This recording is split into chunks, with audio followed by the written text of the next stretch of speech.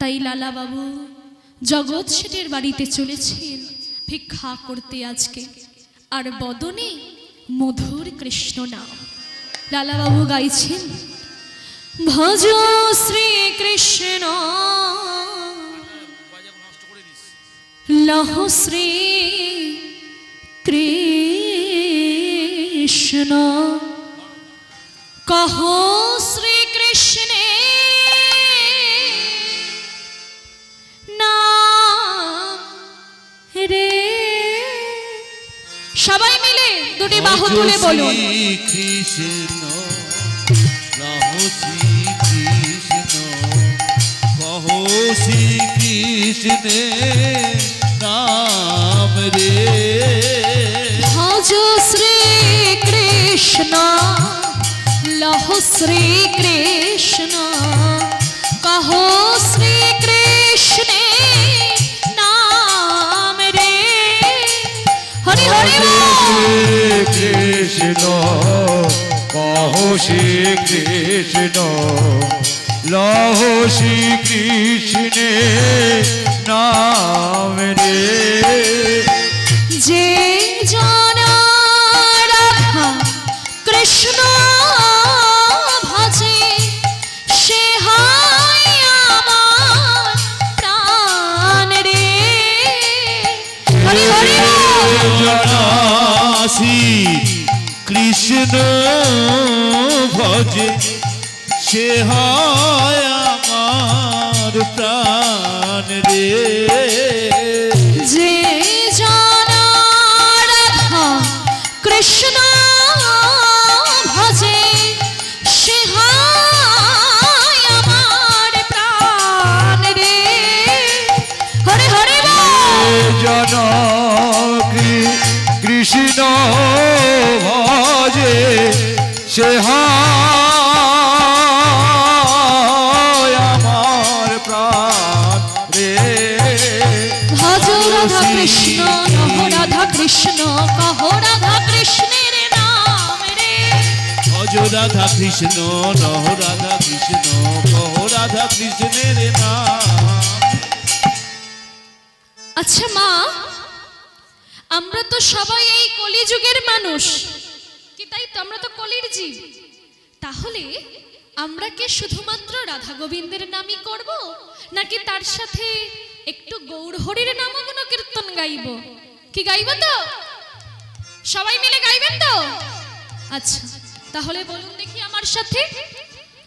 ভজ গৌরাঙ্গ লহ গৌরাঙ্গ কহ গৌরাঙ্গের নাম রে। আপনারা বলুন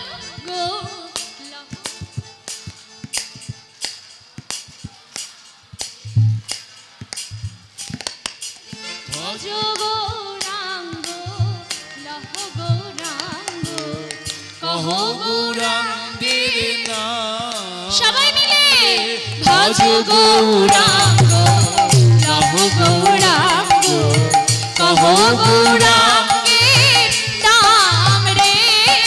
ভজ গৌরাঙ্গ কহ গৌরাঙ্গ লহ গৌরাঙ্গের নাম রে। যে জনা গৌরাঙ্গ ভজে সে হয় আমার প্রাণ রে।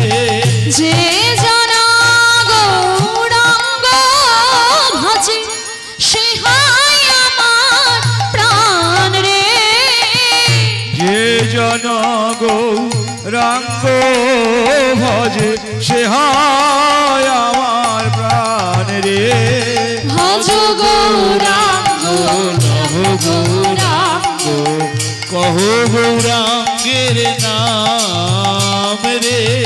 ভজ গৌরাঙ্গ কহ গৌরাঙ্গ লহ গৌরাঙ্গের নাম রে।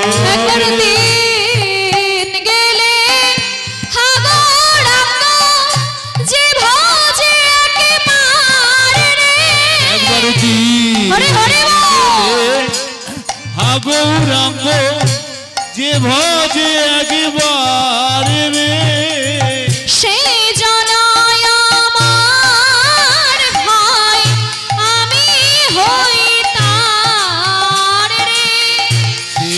যেন আমার হয় আমি হই তারে। ভজ গৌরাঙ্গ লহ গৌরাঙ্গ কহ গৌরাঙ্গের নাম রে। সবাই মিলে লহ গৌরাঙ্গ কহ গৌরাঙ্গের নাম রে। ভজ হরে কৃষ্ণ কৃষ্ণ কৃষ্ণ হরে হরে, হরে রাম রাম রাম হরে হরে। কৃষ্ণ হরে কৃষ্ণ কৃষ্ণ কৃষ্ণ হরে হরে, হরে রাম রাম রাম হরে হরে। ভজ গৌরাঙ্গ লহ গৌরাঙ্গ কহ গৌরাঙ্গের নাম রে। ভজ গৌরাঙ্গ লহ গৌরাঙ্গ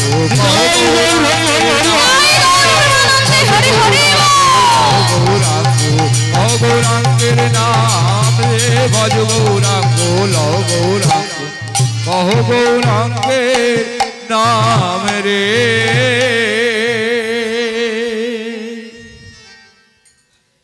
জয় নিতাই। বদনে মধুর কৃষ্ণ নাম গাইতে গাইতে লালা বাবু এলেন জগৎ শেঠের বাড়ির দ্বারে ভিক্ষার ঝুলি নিয়ে। দাঁড়িয়ে দাঁড়িয়ে ডাকছেন লালা বাবু, ওগো কে আছো, কে আছো গৃহেতে? আমায় দুটি ভিক্ষা দেবে? দাও না গো, আমাকে ফিরিয়ে দিও না, দুটি ভিক্ষা দাও। কে আছো? আমার কথা কি কেউ শুনতে পাচ্ছ? দুটো ভিক্ষা দাও, আমি যে এক ভিখারি, দুটো ভিক্ষা দাও আমাকে। এই ডাক শুনে বেরিয়ে এলেন জগৎ শেঠের একমাত্র কন্যা।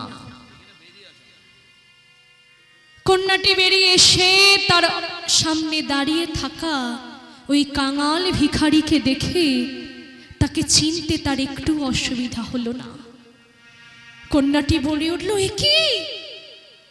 কি কাকা বাবু, আপনি আপনি এইভাবে এই কাঙাল ভিখারির বেশে? কে কে আপনার এত বড় সর্বনাশ করলো? কে আপনার এই অবস্থা করলো? আমার পিতা, আমার পিতা আপনার এই অবস্থা করেছে? ছি ছি ছি ছি ছি। আপনি আপনি চিন্তা করবেন না কাকা বাবু, যদি আমার পিতাই আপনার এই অবস্থা করে থাকে তাহলে আমি কথা দিচ্ছি আমি আপনার সব কিছু ফিরিয়ে দেব। আপনি একটু দাঁড়ান, আপনি একটু দাঁড়ান, আমি আমার পিতাকে ডেকে আনছি। সঙ্গে সঙ্গে মেয়েটি চলে গেল ঘরের ভিতরে। ভিতরে গিয়ে জগৎ শেঠকে বলছে, পিতা পিতা তুমি একবার বাইরে চলো, পিতা তুমি একবার বাইরে চলো, দেখবে চলো আজকে আমাদের দুয়ারে কোন ভিখারি এসে দাঁড়িয়েছে। ভিখারি? কে ভিখারি? তা ভিখারি যখন এসেছে তুই জানা মা, আমাদের ভান্ডারে তো কিছু অভাব নেই, তোর যা মন চায় তুই ভিখারিকে দান কর। বাবা বাবা, আজকে আমাদের দুয়ারে যে ভিখারি এসে দাঁড়িয়েছে তাকে যে অর্থ দিয়ে ভোলানো যাবে না বাবা, তোমার কাছে আমি অনুরোধ করছি তুমি একবার চলো বাইরে। কন্যার সাথে জগৎ শেঠ বাইরে বেরিয়ে এলে। বেরিয়ে এসে অথবদনে দাঁড়িয়ে থাকা ওই কাঙাল ভিখারিকে দেখে চমকে উঠলেন তিনি। দেখে কাঙাল ভিখারির বেশে দাঁড়িয়ে আছে তারই প্রথম জীবনের পরম শত্রু জমিদার কৃষ্ণচন্দ্র সিংহ। কিন্তু এইভাবে দেখে লালা বাবুকে জগৎ শেঠ আর রাগ করে থাকতে পারলেন না, আর শত্রুতা বজায় রাখতে পারলেন না। চিৎকার করে বলে উঠলেন, এ কি বন্ধু, এ আমি কি দেখছি? তুমি তুমি এইভাবে এই কাঙাল ভিখারির বেশে দাঁড়িয়ে এইভাবে বৃন্দাবনে ভিক্ষা করে বেড়াচ্ছ? কে কে তোমার এই অবস্থা করলো? কে তোমার এত বড় সর্বনাশ করলো? আমাকে বলো বন্ধু, আমাকে বলো, আমি তোমাকে কথা দিচ্ছি আমি তোমাকে সব ফিরিয়ে দেব, সব ফিরিয়ে দেব। বলো বন্ধু, কিভাবে তোমার এই অবস্থা হলো? তখন লালা বাবু বলছে, বন্ধু বন্ধু, আজ আজ আমি আর জমিদার নেই বন্ধু, আজ আমি আর জমিদার নেই, আজ আমি পথের ভিখারি হয়েছি। তোমার দুয়ারে এসেছি দুটো ভিক্ষা লাভের আশা। দেবে বন্ধু, আমাকে আমাকে দুটি ভিক্ষা দেবে?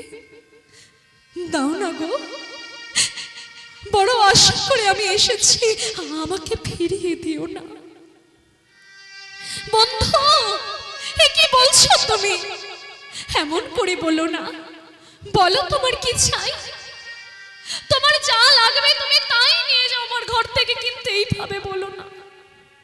বলো তোমার কি ধন চাই, কি রত্ন, কোন মণি মাণিক্য তোমার চাই, বলো না। বন্ধু, আজ আমি এমন একটা বস্তু তোমার কাছে চাইতে এসেছি, যেটা পেলে আর কোনো কিছু পাওয়ার বাসনা থাকবে না। এমন কি মূল্যবান আমার কাছে আছে বলো, যা আমি তোমাকে দিতে পারি? বলো তোমার কি চাই, দাও না বন্ধু, দাও। ভিক্ষার আঁচল পেতে লালা বাবু বলছে, বন্ধু বন্ধু,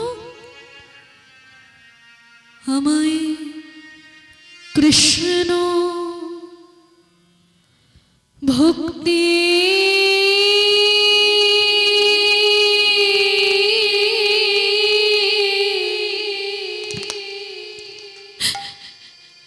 ভিক্ষা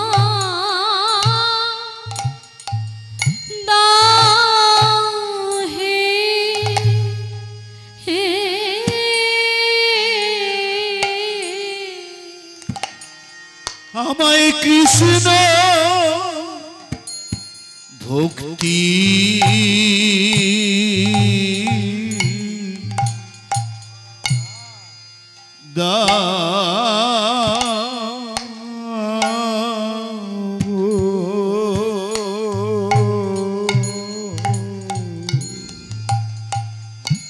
বড় আশা করে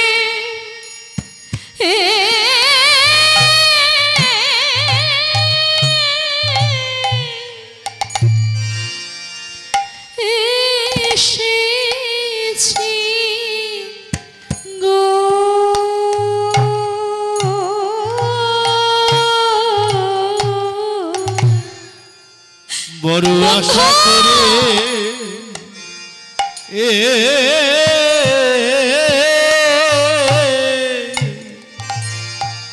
এসেছি গো,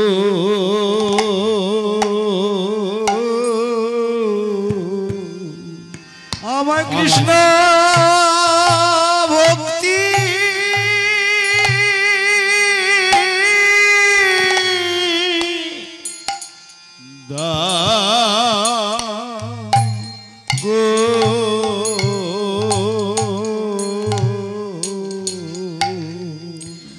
তুমি আমায়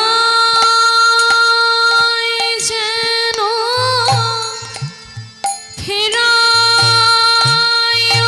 না, বড়ই আশা করে এসেছি গো। যেন আমায় তুমি ফেরায় না, বড় আশা করে এসেছি গো। তুমি আমায় যেন ফেরায়ো না, বড়ই আশা করে এসেছি গো। তুমি আমায় যেন ফিরায় না, বড় আশা করে এসেছি গো তুমি আমায় যেন ফেরায়ো না, বড়ই আশা করে এসেছি গো। আমায় তুমি ফিরায়ো না, বড় আশা করে এসেছি গো। তুমি আমায় যেন ফেরায়ো না, বড়ই আশা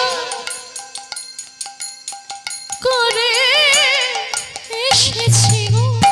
আমায় তুমি ফিরায়ো না, বড় আশা করে এসেছি গো। তুমি আমায় যেন ফেরায়ো না, আশা করে এসেছি গো। বড় আশা করে এসেছি গো, আমায় তুমি ফিরায়ো না। আমি আশা করে এসেছি গো, আমায় তুমি ফেরায়ো না। আশা করে এসেছি গো, আমায় তুমি ফিরায়ো না। বড় আশা করে এসেছি গো, আমায় যেন ফেরায়ো না। আশা করে এসেছি গো, আমায় যেন ফিরায়ো না। বড় আশা করে এসেছি গো, আমায় যেন ফিরায়ো না। করে এসেছি গো, আমায় যেন ফিরায়ো না। আশা করে এসেছি গো, আমায় যেন ফিরায়ো না। বড় আশা করে এসেছি গো, আমায় যেন ফিরায়ো না। ফিরায়ো না। বড় আশা করে এসেছি গো, আমায় যেন ফিরায়ো না। করে এসেছি গো, আমায় যেন ফিরায়ো না। ওই কৃষ্ণ প্রেম পার লাগি আশা করে এসেছি, ওই কৃষ্ণ প্রেম পার লাগি আশা। বিদায় গৌর মানন্দে হরি হরি বল। আসে এসেছি আশা ওই কৃষ্ণ ভক্তি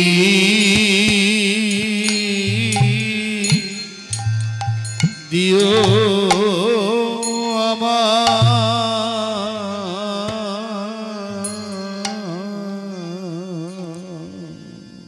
এই কথা শুনে জগৎ শেঠে বলে উঠলেন, বন্ধু বন্ধু আমি বুঝেছি, আমি বুঝেছি বন্ধু, আমি বুঝেছি যে কিসের তাগিদে তুমি ওই বিষয় সম্পত্তি ভোগ ঐশ্বর্য ছেড়ে আজ পথের ভিখারি হয়েছ। আমি বুঝতে পেরেছি, কিন্তু বন্ধু যে দুর্লভ জিনিস তুমি আমার কাছে চাইছো, আমার কাছে যে তা নেই। তোমার এই কাঙাল বন্ধু যে তা দিতে পারবে না তোমাকে। এই নাও, এই এক মুষ্টি ভিক্ষা তুমি গ্রহণ করো। আর আমি ভগবানের কাছে জানাই, যাকে পাওয়ার জন্য আজ তুমি সর্বস্ব ত্যাগ করে এই পথের ভিখারি হয়েছ, একদিন তুমি তাকে অবশ্যই লাভ করবে। আরে শোনো বন্ধু, যদি কোনোদিনও সেই বৃন্দাবন চন্দ্রের দর্শন পাও, তাহলে তার চরণে গিয়ে তোমার এই কাঙাল বন্ধুর কথা বলতে যেন ভুলে যেও না। তাকে বলো আমিও যেন তোমার মতো এই সর্বস্ব ত্যাগ করে কৃষ্ণ সেবার জন্য পথের ভিখারি হতে পারি। এই বলি জমিদার লালা বাবুকে বক্ষ মাঝে জড়িয়ে ধরলেন জগৎ শেঠ। আর জমিদার লালা বাবু মনের আনন্দে সেই ভিক্ষার ঝুলি নিয়ে গুরুদেবের কাছে এসে বলছেন, গুরুদেব গুরুদেব আমি পেরেছি, আমি পেরেছি গুরুদেব, সব শত্রুতা ভুলে আমি জগৎ শেঠের বাড়ি থেকে ভিক্ষা করে নিয়ে এসেছি। এবার আপনি আমাকে কৃপা করুন। না লালা, গুরুদেব বললেন, না লালা, এখনো যে একটু বাকি আছে, এখনো যে তোমার গুরু কৃপা পাওয়ার সময় হয়নি। সময় এলে আমি নিজেই তোমাকে দীক্ষা প্রদান করব। দেখেছেন মায়েরা, জমিদার লালা বাবু এত কষ্ট করছেন, এত পরিশ্রম করছেন, তবুও তিনি কৃষ্ণ কৃপা পাচ্ছেন না। আরে কৃষ্ণ কৃপা পাওয়া কি অত সহজ ব্যাপার? আমাদের তো এই 2-3 ঘন্টা বসে হরিনাম শুনতেই প্রাণ অতিষ্ঠ হয়ে যাচ্ছে। দেখছেন না, সব উঠে ঘরে চলে যাচ্ছে। 2-3 ঘন্টা হরিনাম শুনতেই আমরা ধৈর্য হারা হয়ে যাই, চিন্তা করি যে কখন ঘরে যাব, কখন ঘরে গিয়ে একটু ঘুমাবো। আর এত সহজে কৃষ্ণ কৃপা পাওয়া যায়? জমিদার লালা বাবু একজন জমিদার হয়ে ওই বিষয় ভোগ ঐশ্বর্য সমস্ত কিছু ছেড়ে বৃন্দাবনে এলেন। সংসারের মায়া ত্যাগ করে বৃন্দাবনে এলেন। বৃন্দাবনে এসে তৃণশয্যায় অর্থাৎ মাটিতে শয়ন করলেন, এক বেলা আহার করলেন।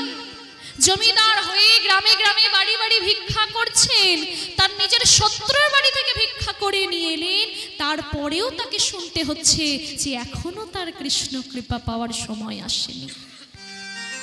মাগো, কৃষ্ণ ভক্ত হওয়া অত সহজ কথা নয়, কৃষ্ণ কৃপা পাওয়া অত সহজ ব্যাপার নয়।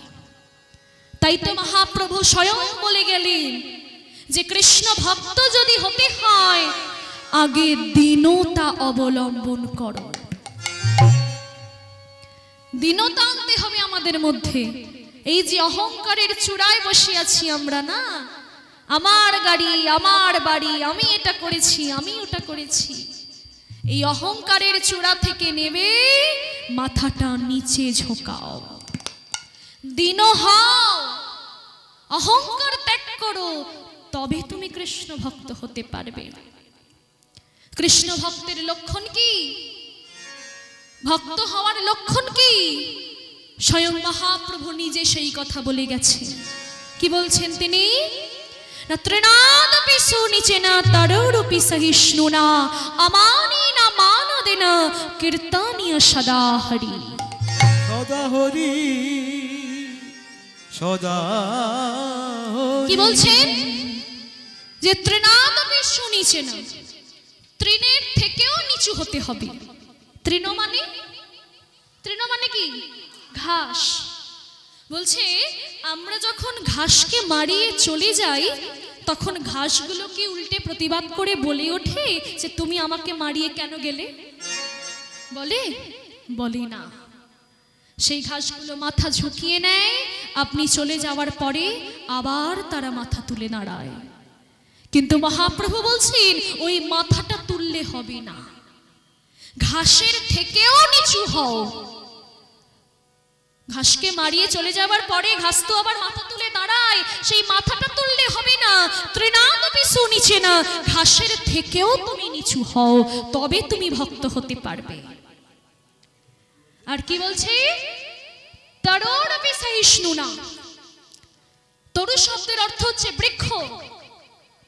বলছি আমরা গাছ থেকে কত কিছু পাই, গাছের ফল ছিঁড়ে নিচ্ছি, ফুল ছিঁড়ে নিচ্ছি, পাতা ছিঁড়ে নিচ্ছি, তার ডগা কেটে দিচ্ছি, আবার গাছের ডালও কেটে দিচ্ছি। তার পরিবর্তে গাছ কি কোনোদিনও প্রতিবাদ করে বলে ওঠে যে তোমরা আমাকে কেন কাটছো? আমি তোমাদের অক্সিজেন দিই, তোমাদের ফল দিই, তোমাদের ফুল দিই, তার সত্ত্বেও তোমরা আমাকে কেটে ফেলছো, কেন কাটছো? আমি আর তোমাদের অক্সিজেন দেব না। গাছ কখনো বলে না। বরং আপনি ফলটা পেরে নিলেও, আপনি গাছের ডগাটা কেটে নিলেও সেই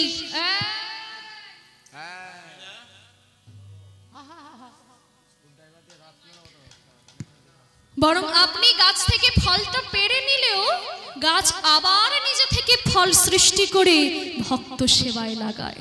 হরি বল, হরি বল। তাই বলছে গাছের মতো সহ্য ক্ষমতা তৈরি করো, তরোরপি সহিষ্ণুনা। গাছ যেমন করে সহ্য করে সেইভাবে নিজের সহ্য ক্ষমতা তৈরি করো। আর কি বলছে? তৃণাদপি সুনিচেনা তরোরপি সহিষ্ণুনা আমানিনা মানদেনা। বলছে যাকে কেউ সম্মান করে না তুমি তাকে সম্মান করো। যাকে কেউ সম্মান করে না, আমরা এখন বড্ড জাতপাত নিয়ে মাথা ব্যথা করি না? তুই ছোট জাত, আমি উঁচু জাত, আমি তোকে ছোব না। তুই গরিব, আমি বড় লোক, তুই আমার বাড়ি আসবি না, ওই ছোট জাতের ঘরে যাওয়া যাবে না, তাদের থেকে জল স্পর্শ করা যাবে না বাবা, তারা ঘরে আলে ঘর ধুতে হবে, তাদেরকে ছুলে স্নান করতে হবে, এত জাতপাত আমরা মানি। কিন্তু মহাপ্রভু কি বললেন যে কৃষ্ণ ভক্তি বৈষ্ণব জগতে কোনো জাতপাত হয় না। যাকে কেউ সম্মান করে না তুমি তাকে সম্মান করো, তবে তুমি একজন কৃষ্ণ ভক্ত হতে পারবে। জাতপাতের কথা আমরা বিচার করি, কত বলবো জাতের কথা। নামাচার্য হরিদাস মুসলমান ঘরে জন্মগ্রহণ করে মুসলমান ঘরে থেকে হরিনাম করে ভগবানকে পেয়ে গেলেন। কবি কাজী নজরুল ইসলাম একজন মুসলমান কবি হয়ে কত সুন্দর সুন্দর কৃষ্ণ ভজন রচনা করেছেন, তার ভজন আমরা সবাই গাই। পদকর্তা নাসির মাহমুদ তিনিও একজন মুসলমান কবি, তিনিও কৃষ্ণের সুন্দর সুন্দর পদ রচনা করেছেন, তিনিও কৃষ্ণ ভক্ত ছিলেন। আর কত উদাহরণ দেব। আর আমরা জাতপাত নিয়ে বিচার করি। তাই মহাপ্রভু বললেন যে ভক্তের কোনো জাত হয় না, মানুষের কোনো জাত হয় না, মানুষের একটাই জাত, মানুষের একটাই ধর্ম, যে আমরা সবাই কৃষ্ণের দাস।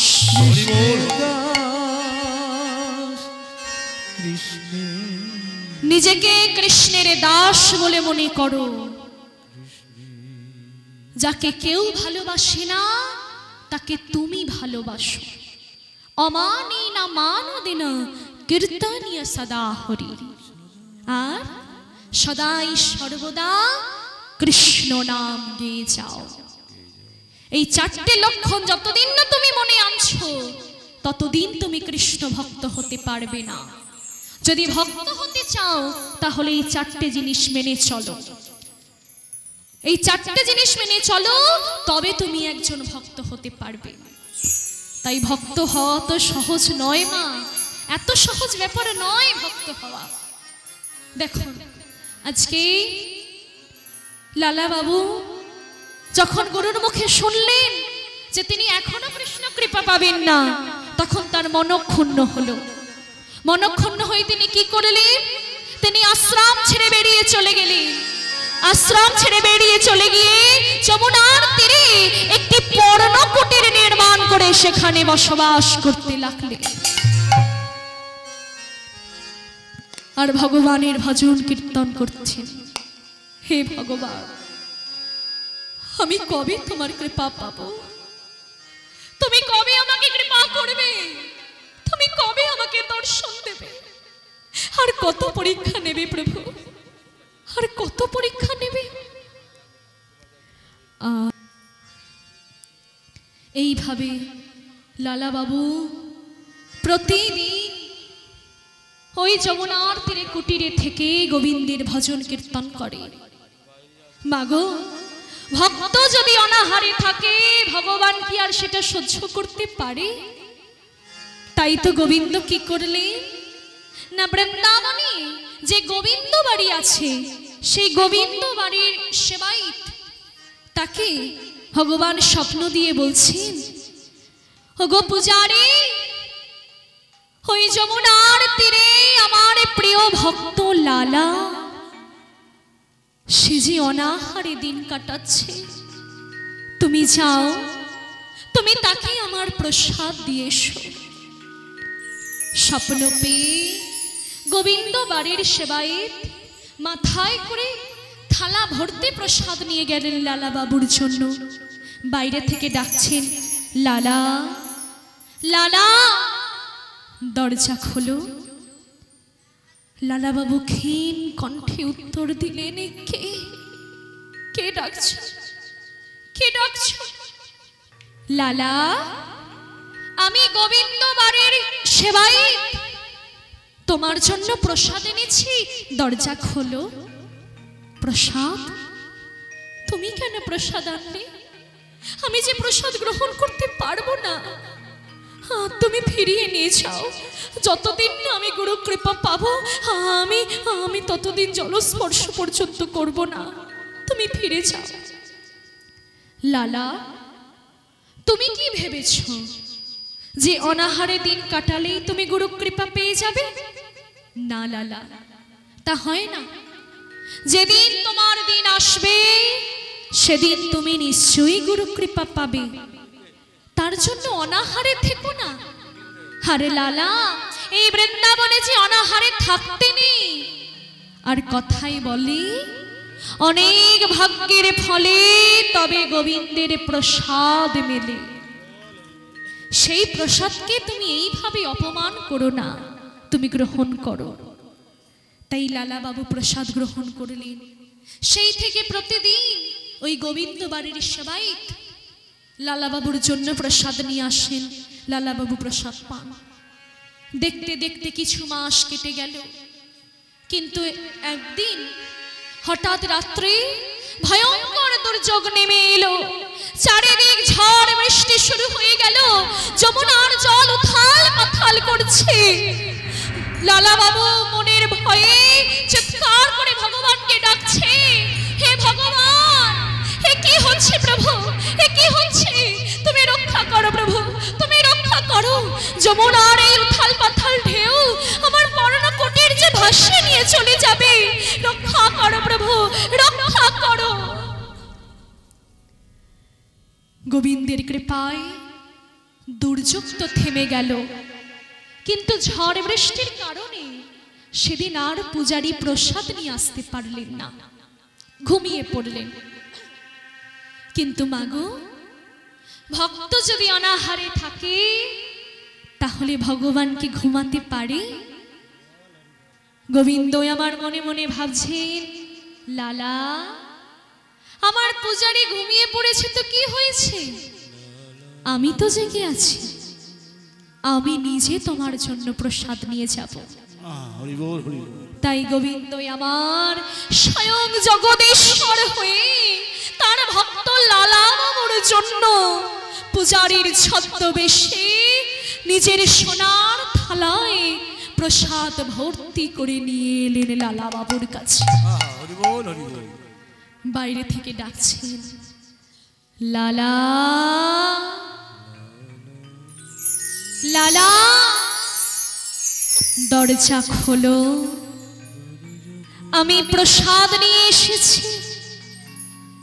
কে কে ডাকছো? আমি পূজারী, তোমার জন্য প্রসাদ নিয়ে এসেছি, দরজা খোলো। পূজারী, এই ঝড় বৃষ্টির রাতে তুমি নাই বা আসতে পারতে, একদিন উপবাসে কাটালে আমি তো আর মারা যেতাম না। না লালা, বৃন্দাবনে যে অনাহারে থাকতে নেই, এই নাও তুমি প্রসাদ গ্রহণ করো। জমিদার লালা বাবু সেই প্রসাদের থালা নিয়ে ঘরের ভেতর প্রবেশ করলেন। আর পূজারীর ছদ্মবেশে গোবিন্দই আমার বাইরে দাঁড়িয়ে দাঁড়িয়ে দেখছে।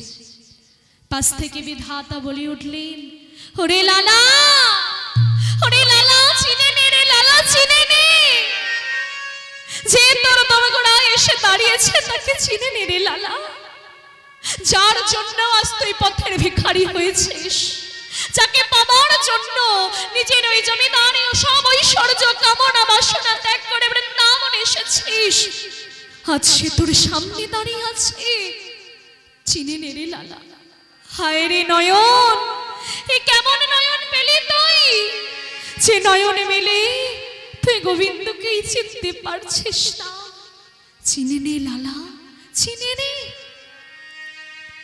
মাগো, আজ লালা বাবুর যে দশা হয়েছে, আমাদের প্রত্যেকেরও সেই একই দশা।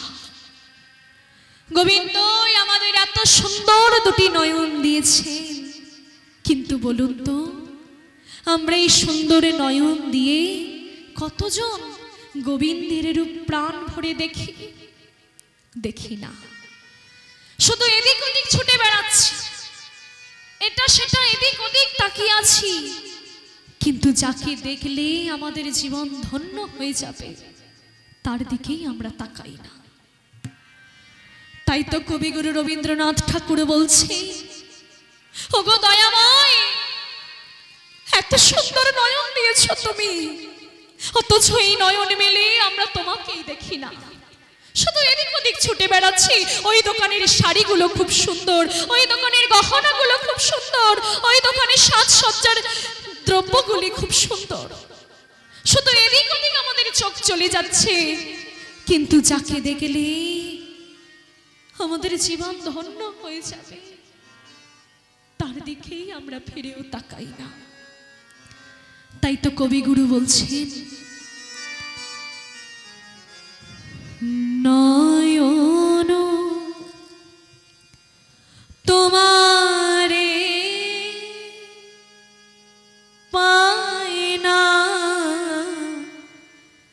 দেখিতে রয়েছ নয়নে নয়নে। হৃদয় তোমারে পায় না জানিতে হৃদয়ে রয়েছ গোপনে রয়েছ নয়নে নয়নে। ওগো দয়াময়, নয়ন তোমারে পায় না দেখিতে কিন্তু তুমি রয়েছ নয়নে নয়নে। হৃদয় তোমারে পায় না জানিতে পায় না বুঝিতে কিন্তু তুমি রয়েছ হৃদয়ে জড়ায়। কি কথা বলছি, কি করে জানতে পারবে আমাদের এই হৃদয়, কি করে দেখতে পাবে আমাদের এই নয়ন? আমাদের হৃদয়টা যে কামনা বাসনা লোভ লালসায় পরিপূর্ণ, আমাদের হৃদয়টা যে অহংকারে পরিপূর্ণ, এই কামনা বাসনার হৃদয় দিয়ে কি গোবিন্দকে অনুভব করা যায়? তাই তো কবিগুরু বলছেন, বাসনার বশে মনায়াবিরত ধায় দশ দেশে কে তোমাকে ভিখারি সাজালো পাগলের মতো? বাসনার বশে মন অবিরত সদাই সর্বদা এদিক ওদিক ছুটে বেড়াচ্ছে যে কোথায় গেলে আমি আরো অর্থ উপার্জন করতে পারবো, কোথায় গেলে আমি এটা পেতে পারবো ওটা পেতে পারবো, কোথায় গেলে আমার সংসারটা আরো সচ্ছল হয়ে উঠবে। কিন্তু যার কাছে গেলে আমাদের সব পাওয়া হয়ে যাবে তার কাছেই আমরা ছুটে যাই না।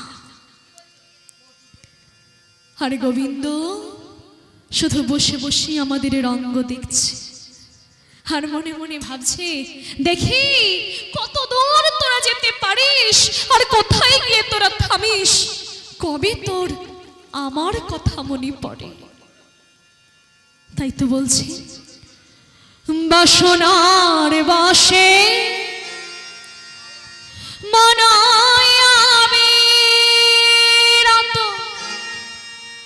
ধায় দশ দেশে পাগলের মতো স্থির আঁখি তুমি মরমে সতত, স্থির আঁখি তুমি মরমে সতত জাগিছ শয়নে স্বপনে রয়েছ নয়নে নয়নে। নয়ন তোমারে পায় না দেখিতে রয়েছ নয়নে নয়নে।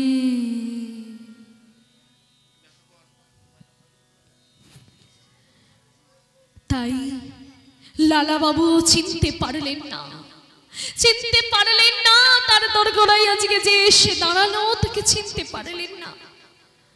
প্রসাদ গ্রহণ করার পরে যখনই যখনই দরগড়ায় তাকালেন দেখেন আর পূজারি নেই, চারিদিকে এক অপূর্ব সুগন্ধ ভরে আছে, শুধু ধুলার মধ্যে গোবিন্দের চরণে চিহ্ন পড়ে আছে।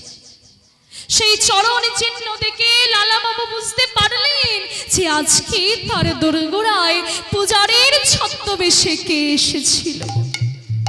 লালা বাবু কান্নায় ভেঙে পড়লেন। হায় হায় হায় হায় হায়, এ আমি কি করলাম, এ আমি কি করলাম? হায় রে নয়ন, তুই আজও চিনতে পারলি না? তবে কি আমার প্রাণ গোবিন্দ এসেছিল? তবে কি আমার কৃষ্ণ ভগবান এসেছিল আজ আমার দরবারে? হায় হায়, আমি যে চিনতে পারলাম না তাকে, আমি যে চিনতে পারলাম না, যার জন্য আমি সর্বস্ব ত্যাগ করে এই বৃন্দাবনে এলাম, যার জন্য আজ আমি পথের ভিখারি হলাম, আজ সেই আমার কাছ থেকে চলে গেল, কিন্তু আমি তাকে চিনতে পারলাম না। হে গোবিন্দ, হে ভগবান, কেন এত ছলনা করলে আমার সাথে প্রভু? কেন এত ছলনা করলে? না না না, এ হতে পারে না, এ হতে পারে না। তবে শোনো প্রভু, শোনো, তুমি যখন এত ছলনা করলে আমার সাথে, তাহলে আমার কথাও শোনো, যে নয়ন মেলে আমি তোমাকে দেখতে পারলাম না, যে হাত দিয়ে আমি তোমার চরণ স্পর্শ করতে পারলাম না, যে দেহ দিয়ে আমি তোমাকে বুকের মধ্যে জড়িয়ে ধরতে পারলাম না, সেই দেহ আমি আর রাখবো না, আমি আর রাখবো না। ওই যমুনার জলে, ওই যমুনার জলে আমি আমার প্রাণ বিসর্জন দেব, বিসর্জন দেব, প্রাণ বিসর্জন দেব, বিসর্জন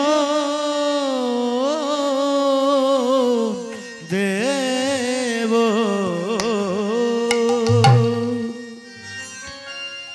এই বলি লালা বাবু ছুটলেন যমুনার দিকে, যমুনার জলে দেহ ত্যাগ করবে বলি। যখন যমুনার দিকে লালা বাবু ছুটে যাচ্ছেন, হঠাৎ এমন সময় পেছন দিক থেকে গুরুদেব শ্রীজীব গোস্বামী ডাকছেন, লালা, আমার লালা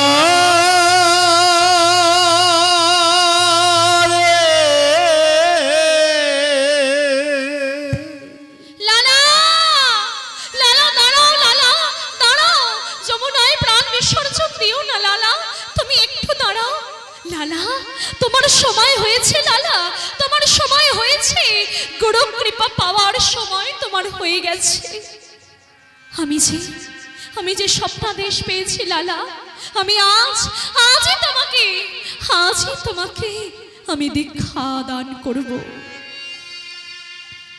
তাই এরপর শ্রীজীব গোস্বামী লালা বাবুকে দীক্ষা দান করলেন।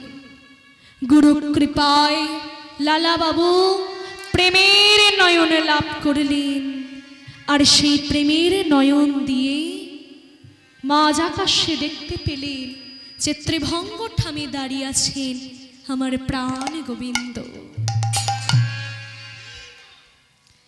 গোবিন্দকে দর্শন করে লালা বাবু করজোড়ে বলছে, হে ভগবান, হে গোবিন্দ, তোমার এত কৃপা, তুমি এত করুণা করলে আমাকে, তবে প্রভু এত কৃপাই যখন করেছ, তখন আমার একটি শেষ ইচ্ছা তুমি পূরণ করো প্রভু, একটি শেষ ইচ্ছা তুমি পূরণ করো। বলো লালা, কি ইচ্ছা তোমার? প্রভু প্রভু, আমি যে সারা জীবন তোমাদের যুগল রূপের উপাসনা করেছি প্রভু, তাই কৃপা করে একবার যুগল রূপে দর্শন দাও প্রভু, একবার যুগল রূপে দর্শন দাও প্রভু গো। তাই তো বলি, তাই গোবিন্দই আমার কি করলেন? তাই গোবিন্দই আমার নিজের বাম অঙ্গ থেকে সৃষ্টি করলেন শ্রীমতী রাধা রানীকে, আর লালা বাবু নিজের নয়ন দিয়ে যুগল মূর্তি দর্শন করলেন, রাধা গোবিন্দের চরণে প্রণাম জানাচ্ছে। হে কৃষ্ণ করুণা সিন্ধু দীনবন্ধো জগৎপতি গোপেশ্বর গোপিকা কান্ত রাধা কান্ত নমস্তুতে তপ্ত কাঞ্চনে গৌরাঙ্গী রাধে বৃন্দাবনেশ্বরী বৃষভানুসুতে দেবী প্রণমামি হরে প্রিয়ে প্রণমামি হরি প্রিয়ে। তাই এরপর কি হলো? এরপর লালা বাবুর সাথে রাধা গোবিন্দের তিনি কৃপা পেলেন। তাই বলছি, দেখো ভক্ত আরে ভগবানের মহামিলন হলো, আরে ভগবানের মহামিলন হলো, ভক্ত আরে ভগবানের মহামিলন হলো, আরে ভক্ত আরে ভগবানের মহামিলন হলো। আবার এখানেতে আমার লীলা সমাপ্ত হইল, আরে এখানেতে আমার লীলা সমর্পণ হইল। একবার নিতাই গৌর প্রেমানন্দে হরি হরি বলো, নিতাই গৌর প্রেমানন্দে হরি হরি বলো, বলো হরি বল হরি বল, বলো হরি বল হরি বল, হরি বল হরি বল, হরি বল হরি বল। জয় গৌর ভক্তবৃন্দ গৌর জানে প্রাণ, গৌর ভক্তবৃন্দ গৌর আরে প্রাণ, তোমরা সবে মিলে করো মোরে প্রেম ভক্তি দান, সবাই মিলে করো মোরে প্রেম ভক্তি দান। আমায় এই কৃপা করো হে, এই কৃপা করো হে, আমায় এই কৃপা করো হে, এই কৃপা করো হে, যেন বদন ভরে গাইতে পারি, এই কৃপা করো হে, যেন বদন ভরে গাইতে পারি, যেন বদন ভরে গাইতে পারি গৌর গোবিন্দ গুণ, জয় গৌর প্রেমানন্দে হরি হরি বল। গৌর গোবিন্দ গুণ বদন বলে গাইতে এই কৃপা করো হে।